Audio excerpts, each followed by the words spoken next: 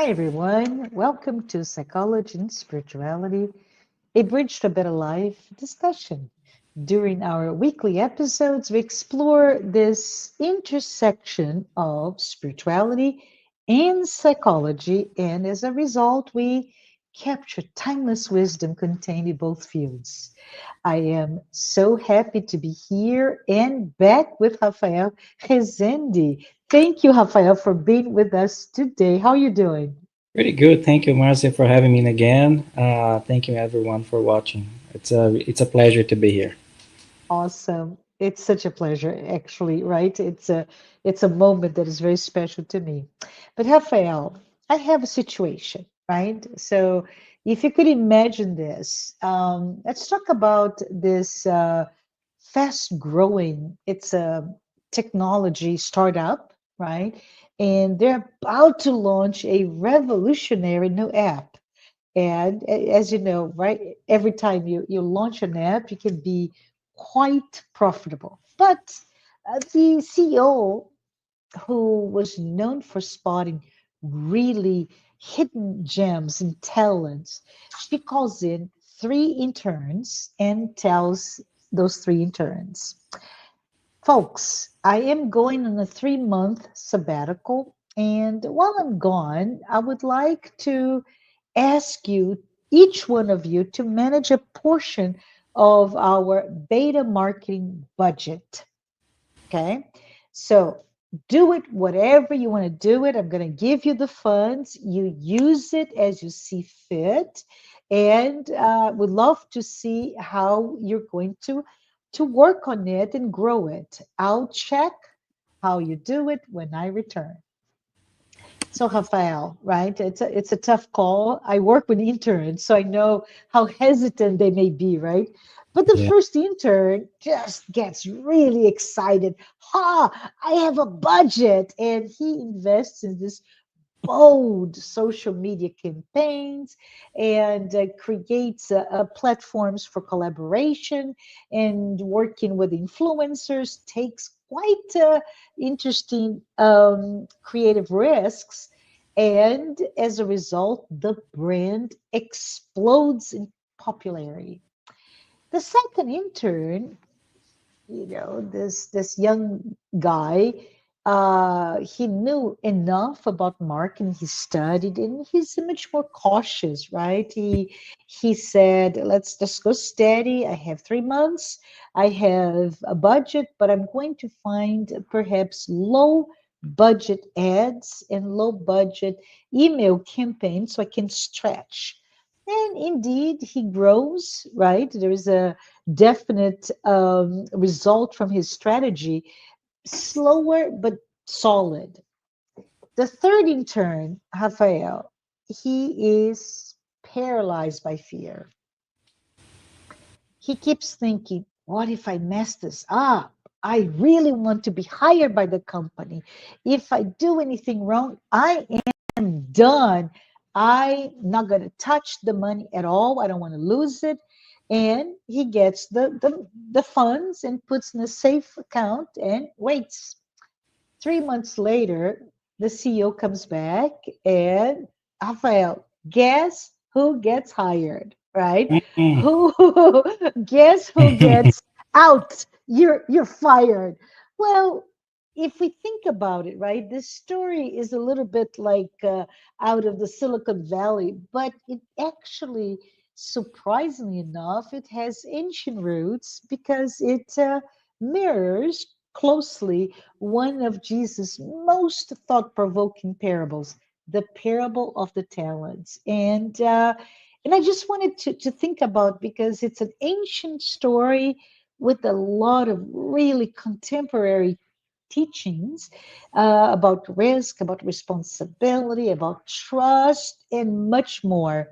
And wanted to let you know that I've read this parable many, many times, but recently, Rafael, it has deeply, deeply touched me personally. And I just want to know, can we talk about it? What does the parable give to us, right? And Yes. That's that. I mean, I love your story. yeah, I think you put in a context that everybody understands. Sometimes it's quite hard to understand what Jesus used to say in the parable, Mm-hmm. but I think it would be nice if you could read it Okay. for the Yep. audience, just to Oh, remind everyone what this parable all talks right. about. I can do that for you. And for everyone, this is found in Matthew chapter 25, verses 14 to 30. So there's 2 to 3 paragraphs. So let's go ahead and get started. In the parable of the talent says, "For it is as if a man about to journey to another country called his servants and entrusted his property to them. To one he gave 5 talents, to another 2, and to another one, each according to his ability. And after doing that, he departed. The one who received 5 talents went immediately to trade with them and gained 5 more. The same way, the one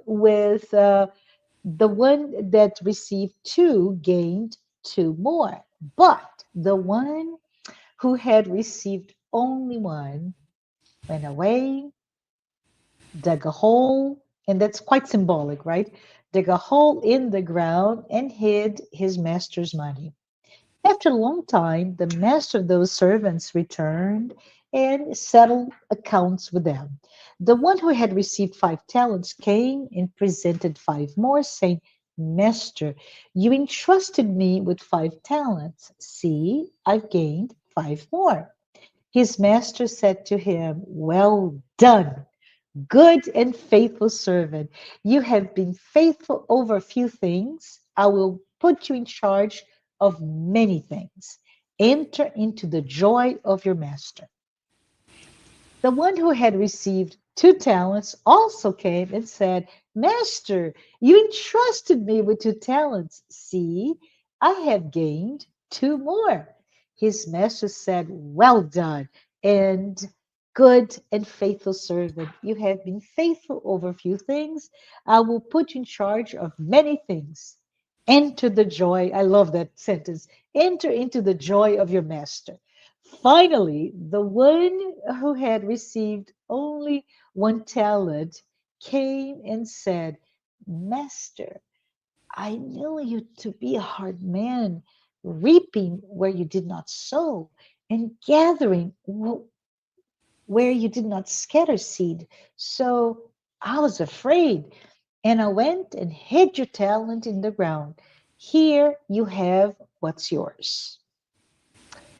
His master answered, "You wicked and lazy servant, you knew that I reap where I have not sown and gather where I have not scattered. Then you should have deposited my money with the bankers, and on my return, I would have received it back with interest. So take the talent from him and give it to the one who has 10 talents. For to everyone who has, more will be given, and they will have abundance. But from the one who has not, even what they have will be taken away. And cast the worthless servant into the outer darkness, where there will be weeping and gnashing of teeth. Oh, a All that. lot there. Well, but that's a really strong parable, Yes. right? And well, go ahead. Yeah. No, no, I was just going to ask, what does it mean to you if Yeah. if you So, were to look at it personally, right? so for me, I mean, it's very clear in a way that, um, what is the point of life? What is the meaning of life? Mm-hmm. So, for us who understand a little bit about the gospel and spiritism, we understand our meaning here is to evolve. So Mm-hmm. evolution is a key concept, right, in our life.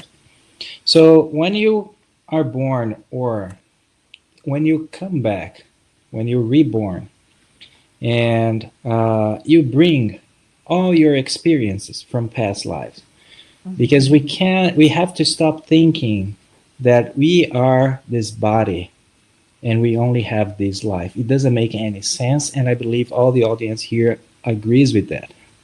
But if you don't agree, I hope by the end of this talk we can actually convince you. But what happens is when you come, you have your talents with your gifts or what you learned in past lives. So then you come here to do something else. So you have to improve. You have to make it better.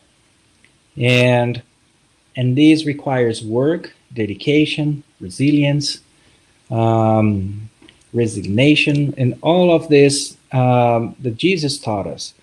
So Mhm. if you think about the two first servants, they were actually doing what they're supposed to do. One had 5 talents because he had more experience. The other had 2, and the other had 1. They all get the same possibility to make it better, to improve it, to double it. The first 2 did it, the last one, the third one, did not. And this is because of fear, Yeah. right? So then you get to another point of this conversation, which is Mhm. one of the major breaks, I would say, for humanity is fear, which, prevent that third servant to do something better. And Yeah. which means in terms of reincarnation is that by the end of the life, the other 2, the first 2, they actually evolved. They got 8+ in this big test called life. And the third one actually got stuck at the same Yeah. level, and we have to start all over again. But why is this? Sorry, I'm being a little bit long, but just to No, no, conclude. it's good because So, I'm thinking about that you can also, if you can, as you're talking about the destiny, right? The mhm. two versus the one, if you can talk a little bit, and sorry for interrupting your train of thought, Rafael, but a little bit about the law of progress that we find in the Spirit's book, right?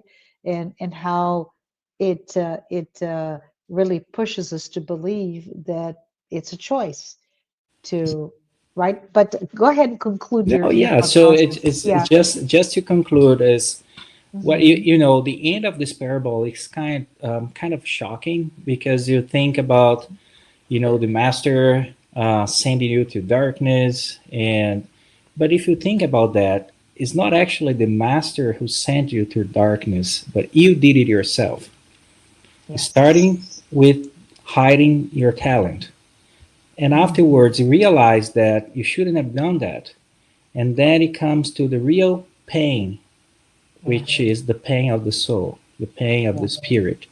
And at that point, you feel like that very guilty, and you need to restart.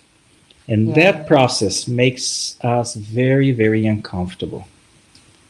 Yeah. You're really making me think of several other questions. But just before we move on to additional questions, Rafael, maybe you can talk to the audience who may not be as familiar with Spiritism as you are, to tell them what is the law of progress and Yeah. how does it reflect quite well this parable, right? Which is it's your choice. You Yeah. can you can stop, you can do nothing, and there are consequences versus moving ahead and growing and evolving, right? Yeah. If you think about evolution and the law of progress, Hmm. so we go with the science, everything that we started, all like a unicellular organism growing, Yeah. growing till you get here. But what we see in science is just the physical part of it. But actually, what Andrea Luis Mhm. explained, and also Emmanuel explains us in the books. I can mention two of them, but evolution in 2 words is one of them, which I think is fascinating. So you Mhm. see that God creates everybody as simple and ignorant. Um, and So that means you have to acquire your ability to become a good spirit eventually. This Yeah. takes billions and billions of years until you reach this level where we're rational, you have a straight line thinking, and you are responsible for your acts, which means free will. So we have our free will, and we can do things according to what we think is right or wrong. For many Hmm. times, we know this thing is wrong, but we keep doing it. So that's the problem, because there's no other way to evolve if you don't commit mistakes. The Hmm. problem is us human beings on planet Earth. We love to repeat the same mistakes over and That's true. over. And Yeah. that's what makes this a big planet where most of people suffer at least some part of the life. Yeah. So, and then progression means evolution. So I see it's like a circle. You come from God, Hmm. acquire all the experience, and you want back to God. And then I get another point. So for all this travel, all this trip, returning to God, there are several or multiple reincarnations. And Hmm. when you get to this point where you reach your final reincarnation, that's when you resurrect. So Ah, resurrection is then beautiful. when you go back to the Father. Yeah. Yeah. So that's evolution. That's the law of progress. I In love other it. words, Yes, I love it. I wanted to, because when we're talking about the meaning of the parable to you, right? And I have to say, to me, I I've had a really difficult year, Rafael, and I even went very close to burnout last year. Had to have a couple of medical procedures. It's my body was really crying for help, right? And it was in the midst of all of that anguish and difficulties, et cetera, that I read this parable and I saw that I was behaving as the third servant, and I have been giving an opportunity, and fear was paralyzing me. And with the paralysis and inability to get to where I needed to be, what does it bring? Right? Guilt and shame, and that really very terrible cycle of emotions that are were just being repressed by me because I tell everybody I'm a recovering workaholic, so I know how to work. I love to work, and yet in that in that environment, I was just falling apart. It was very, very difficult. And once the meaning came to me from this parable, it was like, oh, I am free because I can see that it was really fear that drove me to feel so much anxiety, so much difficulties to an area that it comes so easy otherwise. So just very interesting how it has deeply, deeply touched me.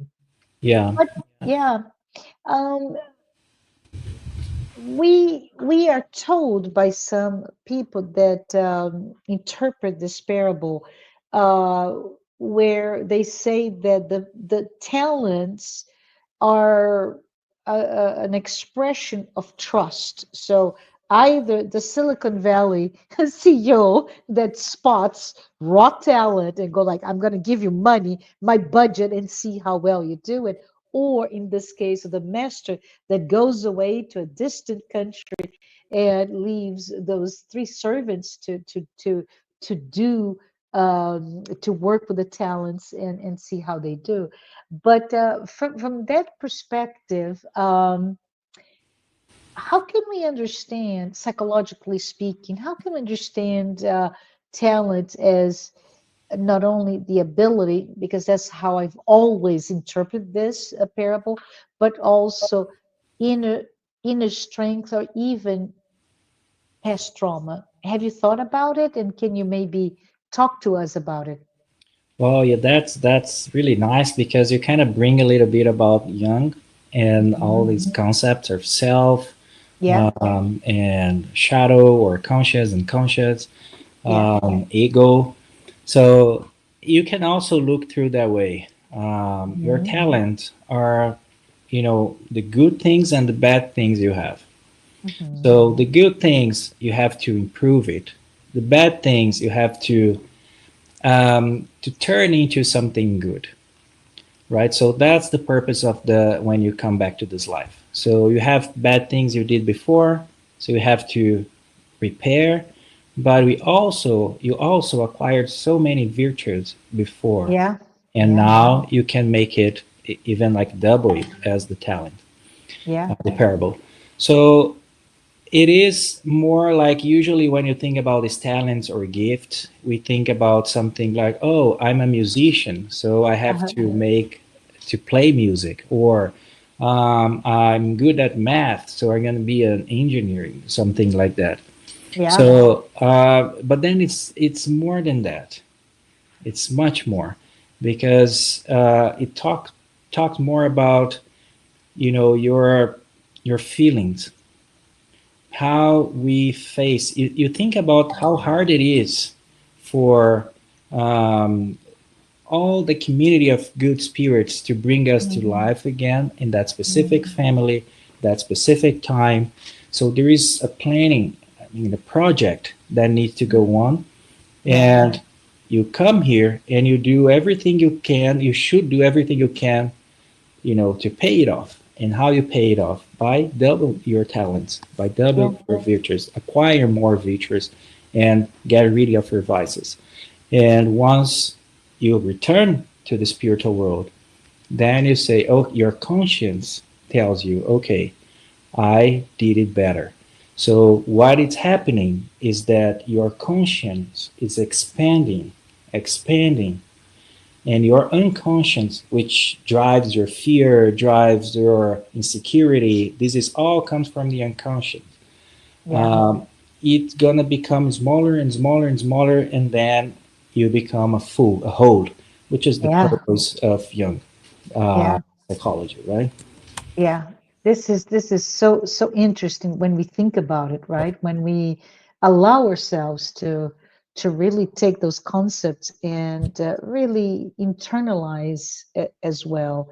And to me, there is an additional aspect to it, which is traditionally speaking, if we read or interpret this parable, we start to look into responsibility and trust. We talked a little bit about it. And in our lives, we're not going to give a talent, but maybe at some point we were giving, I don't know, a resource. And the resource can be time, it can be money, it can be education, it can be even for some people, the innate charisma or innate leadership skills, something that makes you that you're prepared, right? Prepare to do Yeah. something quite special, and then the other concept, again, traditional reading of the parable is the idea of action versus inaction, right? Mhm. Um, how can we think about even the small efforts, they matter, right? To Yeah. be paralyzed, to do nothing, can, in out of fear, in this case, in most of our cases, is really really worse than trying and failing, because in the process of trying and failing, we're learning, we're progressing, Hmm. right? And finally, the third point in this traditional aspect of the parable is about accountability. There is an expectation, right, Rafael? There is an expectation given in either context, the Silicon Valley or in Jesus' parable. There's this expectation. I challenged you, and what are you doing with this ability, this opportunity? And it brings us it brings us to this idea that should we look at ourselves and look for all the talents that we have received Yeah. in our lives, right? Yeah. And what are we doing day to day? How is, in this case, fear really hurting us and making us unable to fulfill the promise of what we already have? Yeah. So I think not only fear, but maybe even some familial conditionings, right?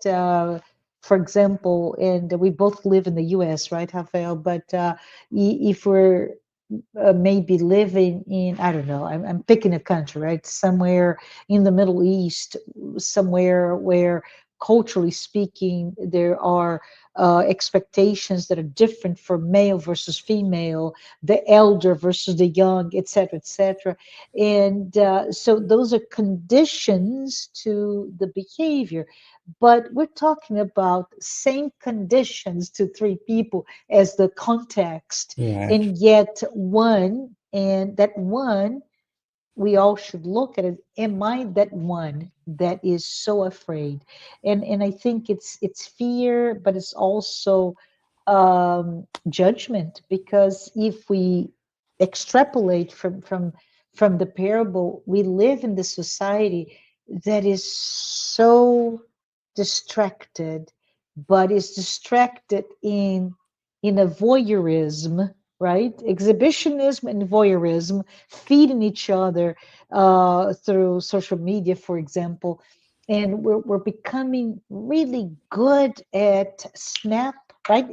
It's a 1 second judgment. I just have to tell you this. I was scrolling one of those days, and somebody posted a picture of a guava, and then it said, "Now tell me what you think." That's all, right? And then he put down in one of the right as a comment, Comment. Yeah. in well, it's in the comment section. I know I'm going to hear a lot of bad stuff because we're used to it.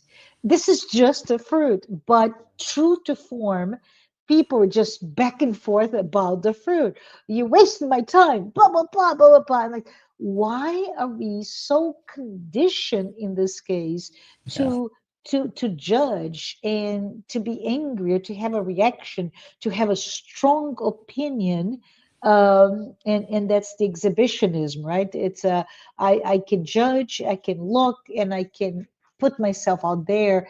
I want people to see me even when I'm not casting myself in the best light. Yeah. I don't know, those are just the thought that comes to my That's. I mind. mean, it's really beautiful what you said. I mean, everything you said is extremely important. And there is one word you said during everything you talk now that is actually a key point, that everybody has this talent. Yeah, Everybody has. I'll tell you what it is, yeah, and this is called time. So you can think of, you just mentioned we love being, scrolling Facebook, Instagram, and all these things and and two judging. hours later we're still there. You there. Yeah, So you spend 2 hours doing yeah, absolutely nothing. What should you be, how should you be using that time yeah, to work for God? Right? So the time is something you don't need to charge. You don't need to yeah, be rich. Everybody has. So you yeah, see, if you have a little bit of time, 10 minutes maybe, to talk to someone. Sometimes you're in work, you are in a hurry. Many things happen. You mentioned about a burnout. It happens a lot. I yeah, mean, I feel sometimes the same thing. yeah, So we have to manage several things. So and then comes to a person in your office, knock and say, "Well, I want to talk to you," yeah, and spend 1 hour. pretty much crying everything out. And Mhm. some people would be, hey, I don't have time for that now. Please come back another time. Some people would listen to 1 hour what that person has to say, but deep down is like, what am I doing? Yeah. Yeah. Absent, But right? Absent, not yes, not really present. Yeah. no. Or you can actually use that 60 minutes, 1 hour to help that person, at least listening. Yeah. So it doesn't matter if you're rich, if you're poor, if you are a CEO, if you're just a servant. Yeah. It doesn't matter. Time everybody has, and it doesn't cost anything. So that's what I learned with this parable, and I begin to hear. Okay, so what is my gift? What do I see? Because when some, I mean, I'm sure someone already asked you. Mhm. So what are your defects? What are your virtues? And it's Yeah. so easy to say bad things about ourselves, Yes. but we also have good things. So get that those good things and put it in context of helping, working for God, for Jesus, and giving that to others.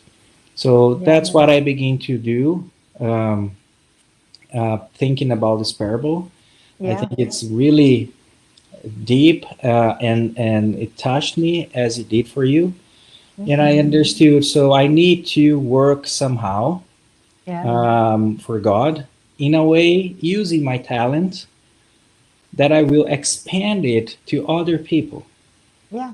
Yeah. Right. So I think that's one of the key points: having time, giving Mhm. time to Yeah. others. And it's a paradox, right? If the question of time, because we've never ever in the history of our civilization have we had this much time at our hands. Yeah. Why do we say that? Well, because of automation, because of better and better life conditions and this and that.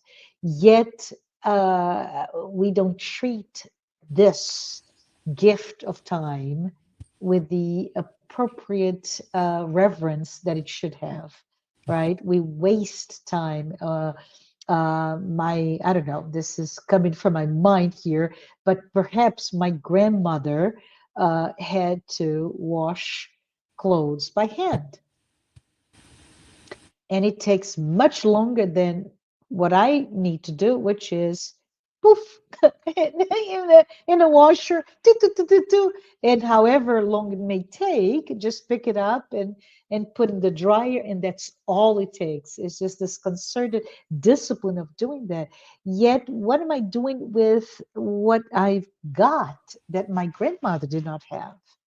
And I have to tell you, thinking of her, an incredible woman, she had, like you said, that 60 minutes to listen, right? She was always there, considered the matriarch of our family, but she provided what we all crave, which is to be seen, to be heard, to a sense of belonging as gregarious animals that we are, right? We have this thirst for belonging, for being seen, for being heard, and yet we waste time and we become distracted even when the person that we spend an hour scrolling before is face to face. I prefer the scrolling because Mm. I'm much more comfortable, right?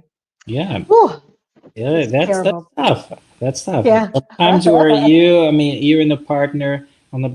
bed getting ready to go to sleep, but instead Yeah. of talking, Yeah. you're just scrolling. Yeah. So that's how the life is now. Yeah. So let's pivot a little bit our conversation, Rafael, if you don't mind, to because you mentioned Jung, right?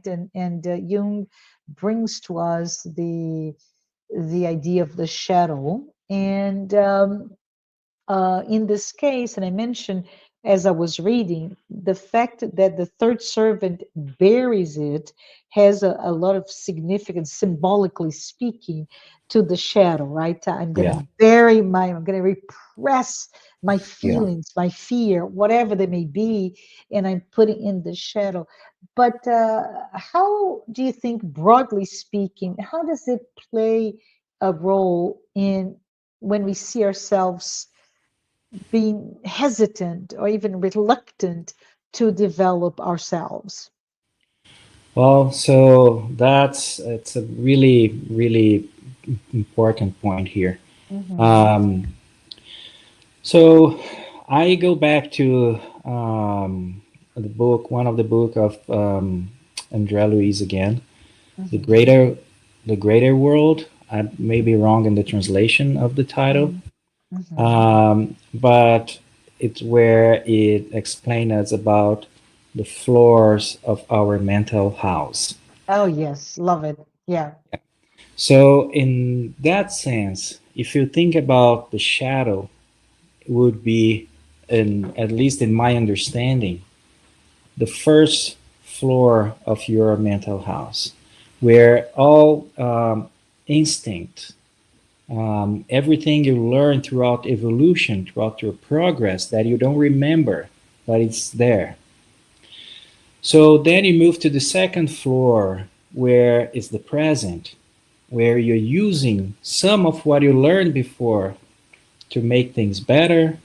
That's your present. With the point of, or the idea of, to reaching the third floor of your mental house, where is when you definitely learn how to become a good person and apply all your virtues, all your talents to help the world. So, in that sense, many people, they, I think it's unconsciously, they don't want to move forward because it's Yeah. hard. You know, we know it's hard. You know Yes. all the challenge that we are going to face, but we are just living in that first floor, which Yeah. means that you are in that shadow and your unconscious is much, much bigger than your conscious. And this reflects to your daily Yeah. activity, Yeah. right? And fear is the major point where it prevents you from expanding your conscience. Yeah. And I love it. So this is a plug, right? It is the greater world, and in that, which I believe it was first published in the 40s, right? 1940 Is something. something, yeah, Yeah, so quite a long time ago, if you think about it. But Andre Luis, through the mediumship of Francisco Xavier, they bring back this idea of the metaphor, if you will, of the mental house and the different floors, right? yeah, So if we were to bring to all of us in a closer understanding of those metaphors, the basement or the lower floor is the subconscious, right? mhm, And there, Andre Luis really explains that it is in our subconscious, which of course is such an unconscious as a concept is so key for both Joanna de Angelis and Jung, right? But subconscious from Andre Luis is where all of our past experiences, right, Rafael? And from those past experiences, we also bring, oh, traumas, right? And anything that may shape us to repress some of those feelings that we don't want to confront.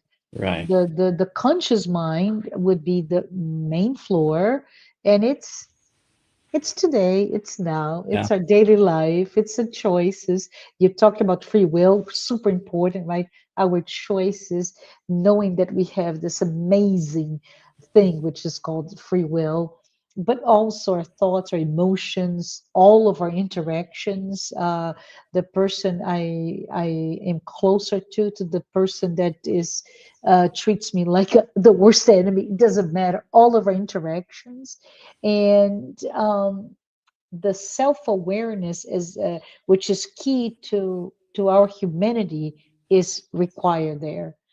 Yeah. And finally the upper floor with the super conscious, right? It's how he calls, Upper conscience. Yeah. which is that connection, which is what it should be all about. Our life should be about Yeah. getting to the upper floor, where we not only find the sacred within, but we are able to truly connect with the divine in our spiritual dimension, right? Yeah. And what do we mean by that? It's all about inspiration. It's about living in the world that we can access intuition and all that is sacred, right? So this is so important for us when we talk about it. And if we pivot back to the parable of the talents, right? What are we doing? And I can see the servant that hid the talent is the one that can only live in the basement, the lower floor. And because this person is living amid trauma, right? Instinct, imperfections, all that stuff that characterize who he or she is, but it cannot move beyond that, Yeah. right? Yeah. The other one is in the main floor, very present, aware, but is not, just very present. But there's the third one that takes on freely on intuition and is bold in his actions and doubles the talent because it's in connection with the divine in himself. That's what I'm thinking, right? Yeah, that's absolutely, that's what I think too. I think that's Mm-hmm. a good way to interpret that Mm-hmm. parable, and also to connect Jung's ideas about Mm-hmm. self and conscience and everything. Yeah, So, yeah, which Joanna De Angelis really loves to bring Jung's thinkings in her books, uh, yeah, which is pretty nice. I mean, she's just expanding yeah, what he said many years ago, and in a yeah. way that is so beautiful and very hard to understand too. Yeah, I hear that a lot, Yeah, everyone. I hear from many different people that Joanna D'Angelo is very hard to understand, and to me, I'm not saying that it is not hard, but it is so rich, right? very Whenever, rich, very right, rich. whenever I'm reading any text, any book, it doesn't matter. It's just It's like, it, it's oh, not a book that you come to your house after work, you're very stressed and start reading to yeah, calm yeah, yourself down. That's not the way. You should, first calm yourself, meditate, do a yeah, prayer, be yeah. prepared for what she has to say because it's Yeah. gonna touch you deeply. Oh, I love that you say that because when my first book that I read, this is a plug for everyone, it was Existential Conflicts. And it's, I think it's book 8. I don't remember, but right in the middle of the psychology series. But that's the first book that I read. And every chapter that I read, and I mentioned this to several people. So if you are here listening to this, you can confirm. Yes, she said that. It was like she was slapping me in my face, Rafael, Yeah, because yeah. like, wake up, Marcia. And it was like the truth, or really a unpacking what to me was very superficial thoughts and ideas. She goes deep and she makes you go like, oh my goodness, is that's right. I thought like that, but I need to really be better about But understanding the but topic that more. that one means exploring your first floor of your mental health. Yeah, So the yeah, basement of your mental health. So when you yeah, get to those point, it's gonna hurt, yeah, yeah. but it needs to hurt, Ah, right? it does. Then you get better. Yeah. Yeah. So we have so much to talk, but we are at the tail end. And I just wanted to know, do you have an advice that you'd like to give anyone here that maybe, like, if you knew about my last year, Rafael, and how I was going through burnout and having all sorts of medical problems and having to go through procedures and da, da, da. And the root cause was fear, right? So I was stuck, literally. What advice would you give me or somebody else, anyone out there? Because I'm good, but I wasn't. Well, this is it's hard because we all go through these phases in life. Mhm. Um, but what I suggest everyone is the deep knowledge about yourself or self knowledge.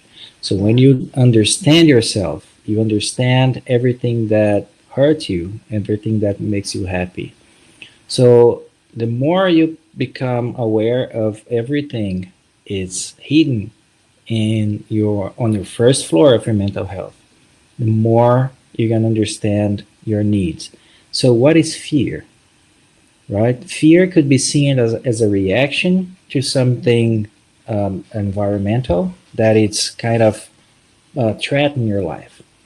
But mhm. fear can also be um, the inability of um, moving forward in life in a way that this fear will, if you think about the fear being something that prevents you to move forward, as I said, and you think about your life and you think about all the challenges you have to face to improve. So that kind of creates a barrier in a way that, okay, it's better for me to stay like this, and that would be easier. But we have to knock that barrier down and Yeah, move and cross it. And I would say, everyone, get to know yourself, understand your problems. It's not a shame to be understandable of your problems. mhm. And once you find them out, so search for help too, psychologists and all that could help you ways to find more answers in your basement or mental Yeah, health basement. yeah. And then you understand yourself, you're going to be much in a much better situation. Oh, thank you.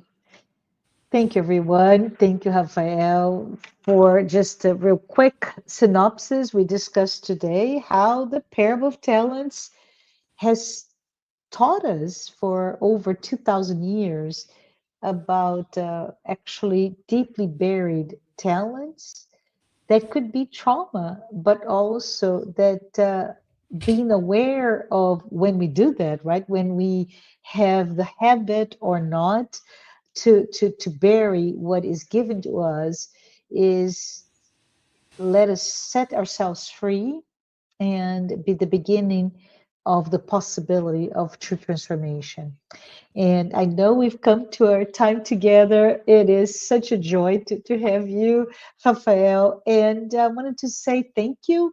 And I hope that everyone who's here with us today, I hope that this conversation may have inspired you to reflect on your own journey. Until next time, stay curious, stay compassionate, and keep striving for that inner truth.